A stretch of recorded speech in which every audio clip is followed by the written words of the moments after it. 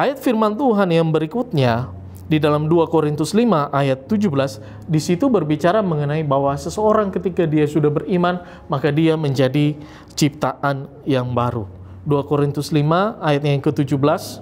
Jadi siapa yang ada di dalam Kristus, ia adalah ciptaan baru. Yang lama sudah berlalu, sesungguhnya yang baru sudah datang. Jadi inilah yang disebut dengan iman. Makanya iman itu tidak dapat dipisahkan dengan yang namanya pertobatan. Ketika seseorang beriman, maka pertobatan itu menjadi konsekuensi logis dari imannya. Seorang dikatakan beriman ketika ia hidup di dalam pertobatan. Nah, orang yang hidup di dalam pertobatan atau istilah teologinya mengalami konversi, itu berarti dia meninggalkan bentuknya yang lama sehingga mengalami satu perubahan menjadi bentuk yang baru. Dari manusia lama menjadi manusia yang baru. Dari manusia yang melayani dosa, kini menjadi manusia yang melayani Allah. Nah, itulah pengertian iman berdasarkan konteks-konteks ayat firman Tuhan. Jadi yang pertama, iman berbicara mengenai kesungguhan keyakinan seseorang akan pribadi Allah. Bahwa seluruh kesaksian yang membicarakan tentang Yesus Kristus sebagai Mesias dan Tuhan, itu benar-benar adanya. Dan kemudian, iman juga berbicara mengenai bagaimana seseorang membangun persekutuan yang intim dengan Tuhan sehingga kehidupan Tuhan Yesus, karakternya Tuhan Yesus itu ternyata lewat kehidupannya. Dan iman juga berarti bagaimana kita hidup di dalam pertobatan, meninggalkan manusia lama dan mengenakan manusia baru.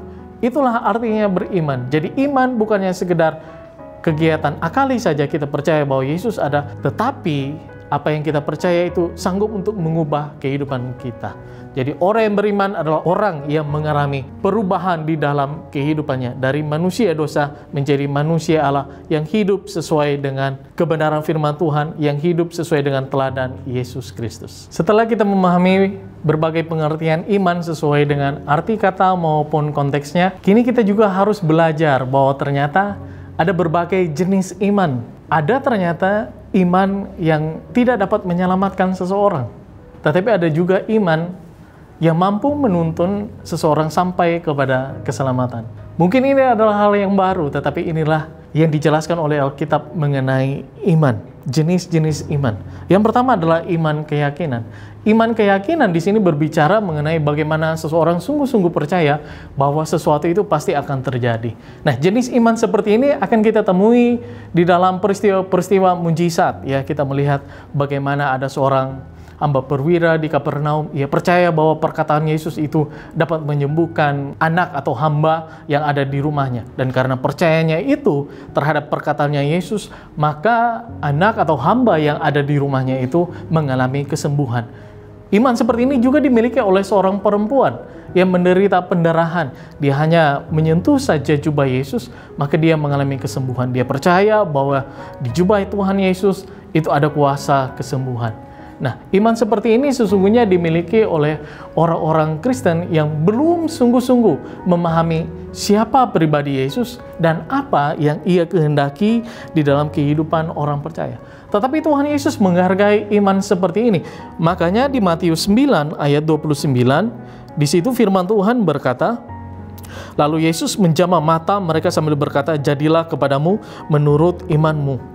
Jadi Yesus menerima iman seperti ini, iman keyakinan. Kalau di ayat tadi kita melihat Yesus memelekkan mata dari orang-orang buta. Yesus berkata bahwa jadilah seperti iman mereka. Kalau mereka mengimani bahwa Yesus dapat menyembuhkan mereka dari kebutaan, maka Tuhan Yesus berkata, jadilah seperti imanmu. Nah, inilah yang dikatakan dengan iman keyakinan. Tetapi iman seperti ini tidak dapat menuntun seseorang kepada keselamatan. Yang kedua adalah iman persetujuan pikiran, atau disebut sebagai iman sejarah. Kenapa disebut sebagai iman sejarah? Iman seperti ini hanya meyakini bahwa seluruh fakta yang dituliskan Alkitab mengenai kisah kehidupan dan juga pelayanan Tuhan Yesus itu sungguh-sungguh terjadi.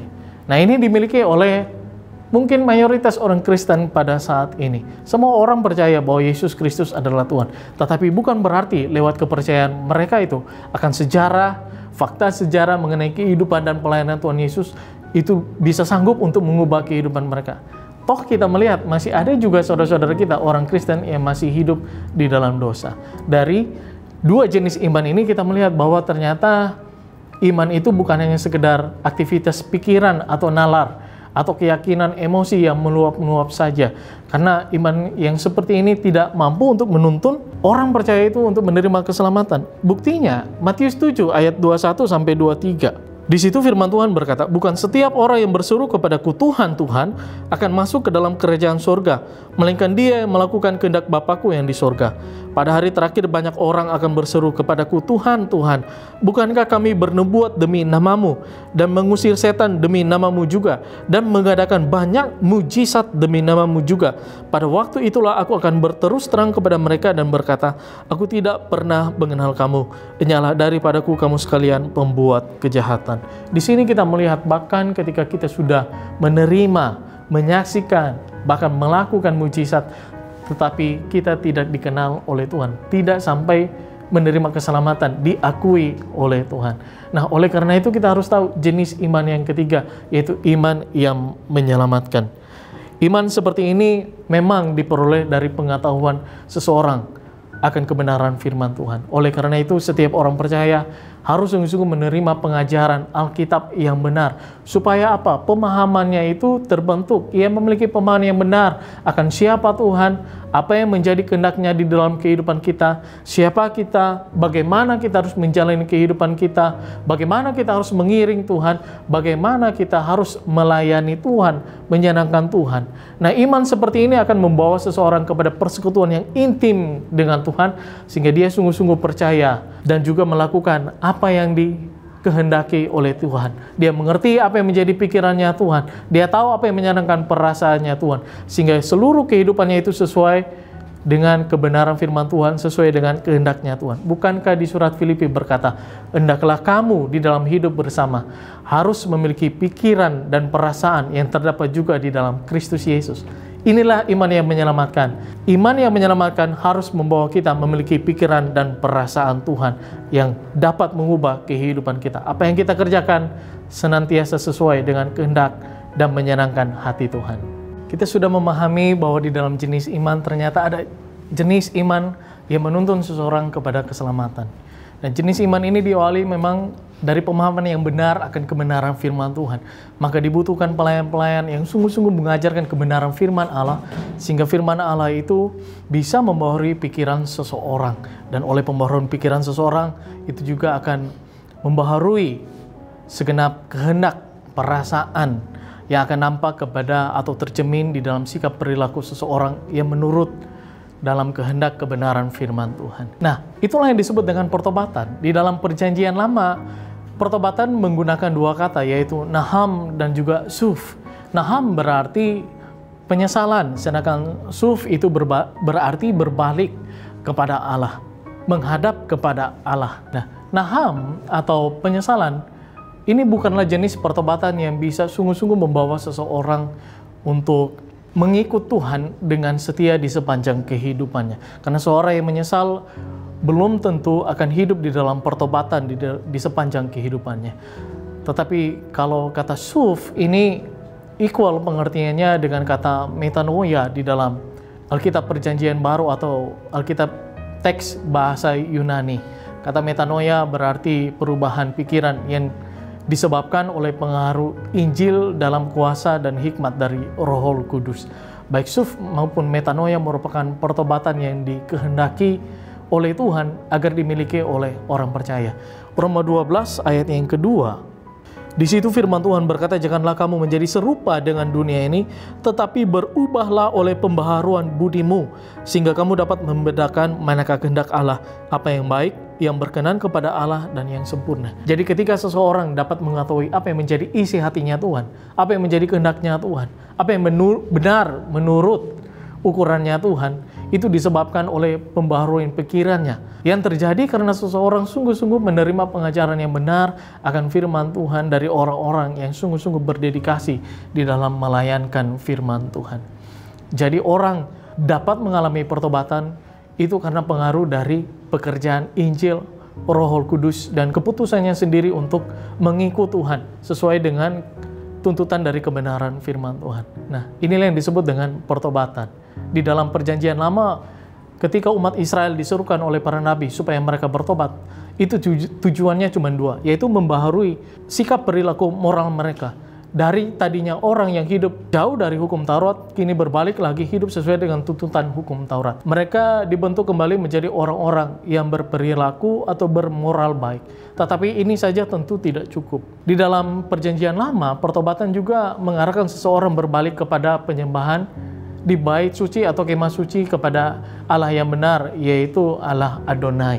Sepanjang kehidupan bangsa Israel, mereka terjebak dengan sinkretisme atau penyembahan kepada ilah-ilah asing, beberapa berhala, sehingga para nabi ditugaskan oleh Tuhan untuk menyerukan pertobatan supaya mereka berbalik kepada penyembahan yang benar kepada Tuhan, baik yang dilakukan di bait suci ataupun kemah suci. Sedangkan di dalam Perjanjian Baru, pengertian pertobatan lebih kepada pembaruan hidup. Setelah seseorang mengalami pembaruan batinia oleh pembaruan pikirannya yang disebabkan oleh Injil dan juga Roh Kudus.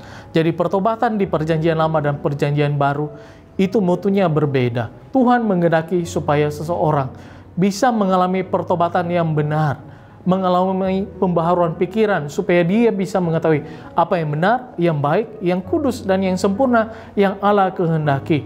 Dan oleh keputusannya sendiri dalam terang kebenaran, hikmat, dan kekuatan Injil serta Roh Kudus, ia dapat mengikuti, melakukan apa yang benar, yang kudus, dan yang sempurna di hadapan Allah. Ketika kehidupan seseorang sudah melayani kehendak Tuhan, hidup di dalam kebenaran, kudus bagi Tuhan, maka disitulah nampak pertobatannya. Kualitas imannya sudah teruji. Jadi Bapak Ibu, hari ini kita belajar bahwa orang yang selamat adalah orang yang sungguh-sungguh memiliki iman dan hidup di dalam pertobatan. Orang yang beriman pasti hidup di dalam pertobatan, sedangkan orang yang bertobat pasti memiliki kualitas iman yang benar. Semoga kebenaran yang kita sharingkan sama-sama pada saat ini bisa memberkati kehidupan kita dan bisa menerapkan karya keselamatan Kristus secara benar di dalam kehidupan kita.